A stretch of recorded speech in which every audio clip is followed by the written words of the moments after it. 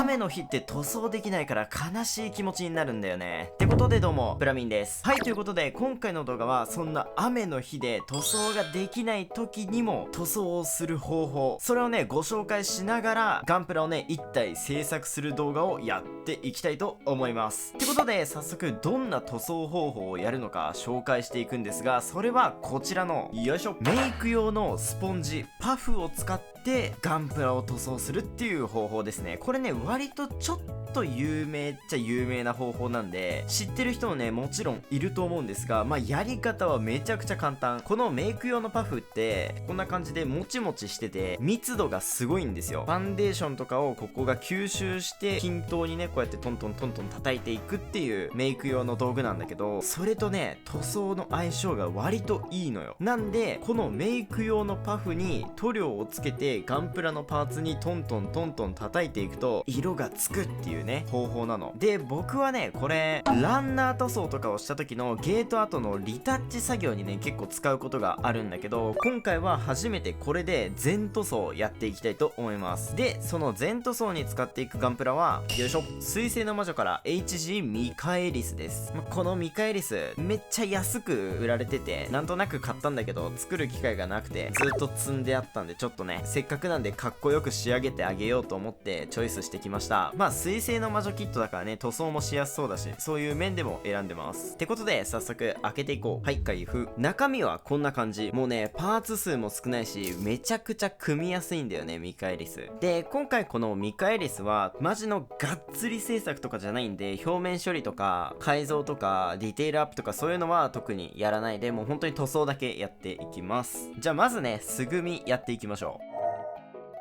そしたらサクサク作っていくんですけど、塗装するときは後で分解しなきゃいけないんで、こういう挟み込むパーツのダボの受けの方、ここをニッパーでカットしていく。こんな感じでその上ではめていくと後々めっちゃ分解しやすくなります。こうやってスポッて取れるようになる。そしたらあとは全身組み立てていくんだけど、このミカエリス水星の魔女が放送されてて、この水星の魔女のガンプラがめちゃめちゃ売られてたあの時期、どのお店行ってもどこの棚にも絶対置いてあってめちゃくちゃ棚の守護神って言われてたんだけど、その時に僕もこれ買って確かね700円か600円ぐらいで買ったんだけど、今ってどんなもんなんだろうね。あの頃のミカエリスは本当になんかかわいそうになるぐらい色々言われてたよね。キットの出来はいいのにキャラクターの人気がないせいで全然売れないみたいな、なんかそういうのありましたよね。っていうか水星の魔女放送開始からもう2年経ってるらしいんですけど、信じられますか？ありえないんだけど、確かに僕がガンプラの動画投稿し始めても1年半ぐらい経つのかな。そう考えたら確かに2年経ったかっていう感じではあるんだけど、マジでびっくりしちゃったよね。正直本当に時の流れが早すぎてちょっと怖いまであるから、もう2年経ってるんだけど外伝作品とかが漫画のバナディースハートだけかな多分。なんでもっと色々作品というかお話自体展開してくれても僕は嬉しいのにななんて思うんですよね。とそんなこんなで素組みが完成しました。このめちゃめちゃスタイリッシュな体型、スマートで美しい、これがねミカエリスの魅力ですよね。細くてそれでいて右腕の武装がごっつくてかっこいい、このアンバランスさでモビルスーツらしくない頭部っていうかもう全身の造形、これがまたいいんですよねミカエリス。機体はマジでかっこいいんだよね。そしたらもうこっから早速塗装に入っていくんだけど、今回どんなカラーリングで塗装しようかなって悩んだ結果、コマンドクワンタ、コマンドガンダムってあるじゃないですか。緑色がメインのあのカラーリング、コマンドミカエリス的な塗装していこうかなって思うんで、今回は緑メインで塗装していきたいと思います。それじゃあ早速今回の本題、スポンジで塗装やっていきましょ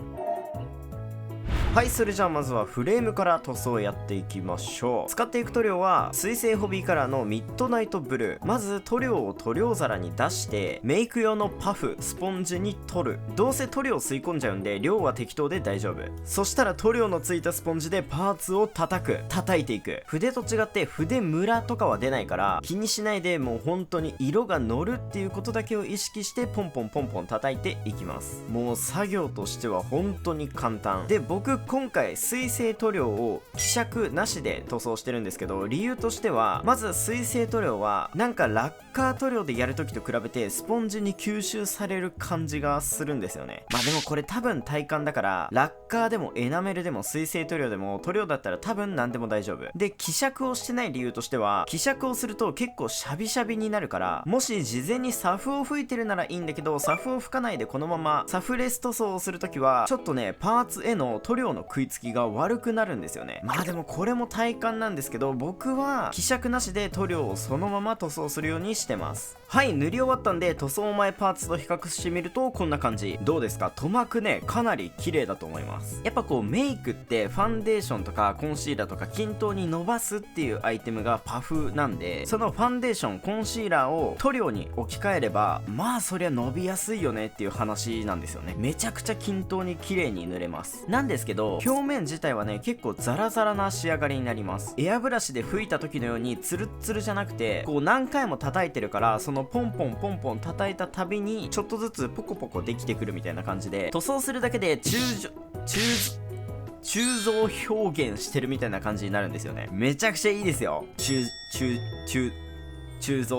造表現。そしたら続いてグリーンの塗装。使うのはデイトナグリーン。これにさっきのミッドナイトブルーを少し混ぜて暗めの緑にしていきます。そしたらグリーンもさっきと同じようにポンポンポンポンポンポンポンポン無限に叩いていきます。でこのスポンジ塗装なんですけど、パーツのこういう奥まった角の部分、こういうポイントを塗装するときはスポンジの角っこを使って塗装していきます。このメイクパフにもねいろんな形があるんですけど、丸いやつとか雫型みたいなやつとか、プラモで使うんだったらこういう角が多いタイプを買った方がいいと思います。角を使って塗ってみるとこんな感じ、綺麗に塗れますね。で1回塗っただけじゃこんな感じで塗料が乗り切らないことがあるんで、そういう時は1回乾燥させてから2度塗りをして色を整えていきます。次に明るめのグリーンの部分にはこのエメラルドグリーンにミッドナイトブルーをちょっと足してちょい暗めのグリーンを作っていきます。そしたらグリーン塗装全身バーッとスタンプしまくって塗装していくんですが、この作業ねなんかこう特別な技術とかいらないし、もうただひたすらにスポンジでポンポンポンポン叩くだけなんで結構楽しいんですよ。なんかね夢中になれる塗装方法って感じなので、塗装したことないっていう人でもこれね結構いいかもしれないですね。そしたら塗装のラスト右の肩だけ赤色で塗っていきます。赤色が塗り終わったらこれで塗装完了です。塗装が終わったら墨入れ塗料ブラックで墨入れして付属のシールを貼って全身組み立てたら、これでスポンジ全塗装コマンドミカエリス完成です。